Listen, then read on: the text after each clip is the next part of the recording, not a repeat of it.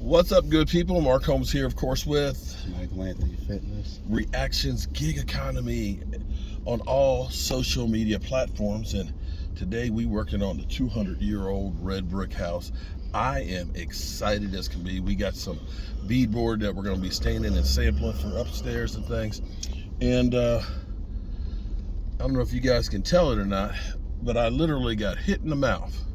And I bet you're wondering, how the hell did he get hit in the mouth? I got hit in the mouth by a piece of wood that I was prying off, and it literally was like a spring and went flap. So now it looks like I've had a bad Botox ejection in the lips, fat injection, and keeps sticking together, and it's making it kind of funny to talk because it's cut, and I don't want to hit my tooth in the little pocket because then it starts bleeding again. It's kind of nasty. Nothing worse than nastiness. But what I wanted to talk about is there's a firestorm going on right now. Did you hear about that? There was actually a brush fire off of Rolling Road yesterday. County had to put it out. But we have a fire of speculation now that is just literally going all over the place about the Dallas Cowboys and CJ Stroud. And it's amazing because it all comes from apparently one person, and I haven't seen anybody else originally start it. A couple of days ago, Mike Fisher said that the Dallas Cowboys were intrigued by CJ Stroud. CJ Stroud, quarterback, who probably will be the second pick maybe in the draft, first even. One of the top quarterback prospects out there. And immediately everybody has gone to the assumption that Dak Prescott is gone. And here's what I mean by the firestorm. Because of this article, I'm sitting here reading an article a few minutes ago where they said that Dak Prescott has been put on notice that this is the last year and he's going to be removed if he doesn't play better. You're hearing this morning, we heard ESPN was talking about the Cowboys. What was the number 2 pick they said to Houston? No. Houston give up no. They were saying that Houston wouldn't give up a number 2 pick for Dak Prescott. Right. And that you wouldn't. If the Cowboys were offering Dak Prescott for number 2 pick, you take it. Especially for Houston. Yeah, well, I mean that's about what the Cowboys. When you think about Amari Cooper deal, that's about what the value they would say a Dak Prescott would be. You're just ignorant if you're not going to take Dak for a number 2. If you're Houston, we can get Dak Prescott for a number 2 pick. I'll take that. But literally, that intrigue story has launched 1,000 ships. I talked about it right after I heard that because I said the chances for the Dallas Cowboys moving up for CJ Stroud just aren't going to happen. That's just bullshit. You don't go through the process of saying we're going to take an $80 million cap hit and we're going to take probably 3 number 1 draft picks and move up to get a rookie who, mind you, is not good under pressure. He's great when he has a clean pocket, but look at the numbers. He's not good under pressure. And if you spend your next number 3 picks, you are screwed as far as being able to bring in talent. Now, granted, you're going to take an $89 million cap hit, which means you got no money for free agents. It makes no sense whatsoever. It's great to talk about. It's great to fantasize about for those who hate Dak Prescott. But, of course, ESPN has gone through, because it was yesterday, we were listening to Colin Cowherd. Went to the grocery store and they said, we're looking at a possible trade that involves Dallas Cowboys. And I was like, Mike, I'm going to go in the store. What was it about? And what was it about? They're talking about that quarterback. Talking about CJ Stroud. So you got Colin Cowherd talking about it. You got Get Up This Morning talking about it. You got somebody else who's now taking another step that says that they're sending a message to Dak Prescott that he is on the hot seat and will be gone after this year, and so on. So, again, you can infer what you want to infer out of the whole situation. You sit here, the thing that just amazes me and I wish I had done my homework before I started this video, but how now Daniel Jones is deemed a $45 million guy. A guy who I believe has had more turnovers in the last 4 years than any other quarterback in the NFL. That one's okay. What Daniel Jones did, and I think Daniel Jones had, 13 touchdown passes on the season?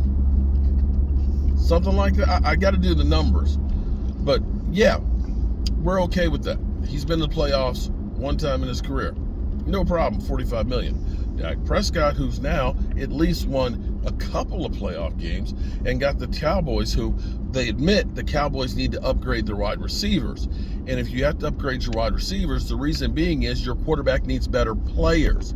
So if you're saying you need better players, that means that your wide receivers are underperforming to the need of the team. It's not because the quarterback can't throw, it's because they need people better to throw to. And now, of course, we have the Derek Carr World Tour, where they are literally saying at New York that Derek Carr, if you come here, you can become, you have a Hall of Fame potential. Derek Carr? You mean Derek Carr, who had Vance Joseph as a running back, the NFL leading running back, and who had Devontae Adams? If you can't make it to the Hall of Fame having two of the best in the position, I don't know how going to the Jets all of a sudden makes you that guy.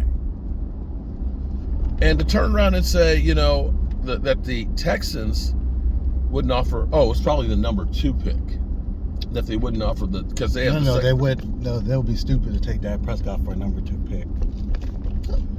That's what they said. That's literally. So Houston would give us their number 2 pick for Dak Prescott. Yeah. That made no sense. Yeah. I would take Dak Prescott for number 2 pick. I literally feel punched in the mouth on this whole thing. I mean, seriously. The funny thing is when you get punched in the mouth is how do you respond? How did I respond after I got hit in the mouth? Spit out the blood, didn't I? Yeah, you did. And then what did I do? Contributed to the rest of the blood that's on the floor. Yeah, spit the blood out, and then what did I do? What did I do? Tell everybody. Continue working. There you go. When you get punched in the mouth, ain't no time to cry about it. Ain't no time to cry about it. Deal with the pain and just keep on going.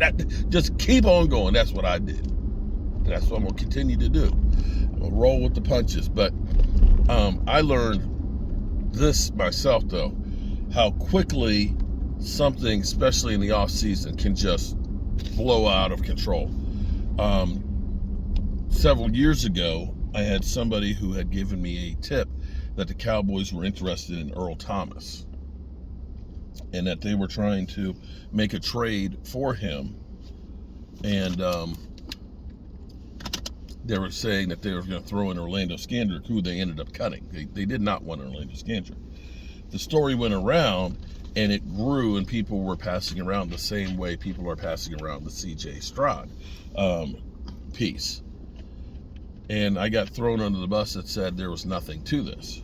But a couple weeks later, as we got closer to the draft, it turned out that the Cowboys were trying to trade for Earl Thomas and continued to try and trade for Earl Thomas.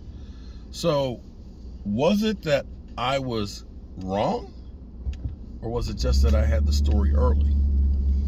Be that as it may, maybe we'll find out that the Cowboys actually are interested in C.J. Stroud. But one final thought. So there's rumors that they talked to him. Well, they talked to everybody. They talked to CeeDee Lamb, and nobody thought we'd get CeeDee Lamb because he fell. But we're not drafting him, but they talked to him. Unless it turns out he, flunks at the combine. Well, no, he can't flunk at the combine for weed now. It's not something that you get suspended for. But unless something drastic happens, he ain't falling to the Cowboys. He's not falling to the Cowboys. Just not. So that's just great off-season conversation is all that is. All right, good people. We back here at the Red Brick House. We're going to unload some wood because you can never have enough wood.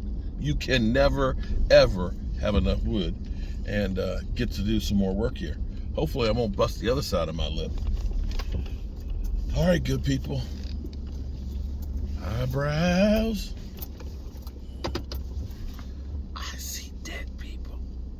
cemetery right there. Shh.